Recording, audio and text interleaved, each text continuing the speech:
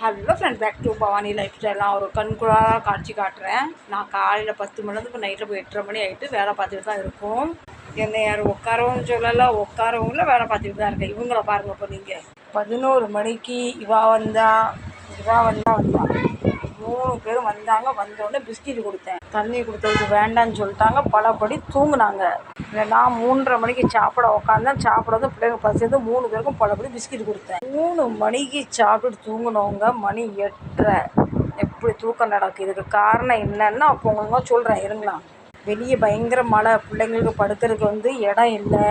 யார் முன்ன வீட்டுக்கு படுத்தாலும் எல்லோரும் கல் எடுத்து அடிக்காங்க, கம்பு எடுத்து அடிக்காங்க. அதனால் பிள்ளைங்க தூங்கிட்டு விட்டுட்டேன். என்னால் பெருசாக எதுவும் கொடுக்க முடியலன்னு அவங்களுக்கு தூக்கத்தை தூங்குறதுக்கு நான் இடம் கொடுக்க பார்த்தீங்களா, அதை நான் ரொம்ப பாக்கியசாலின்னு நினைக்கிறேன். கடவுள் எத்தனை பேருக்கு இந்த பாக்கியம் கொடுத்துருக்கான்னு தெரியல. எனக்கு கடவுள் இந்த கடையை நடத்தி எனக்கு வாடகை கொடுத்து இந்த பிள்ளைங்களும் தூங்குறதுக்கு இடம் கொடுத்துருக்கேன் பார்த்தீங்கன்னா, நான் கடவுளுக்கு தான் தேங்க்ஸ் சொல்லணும்.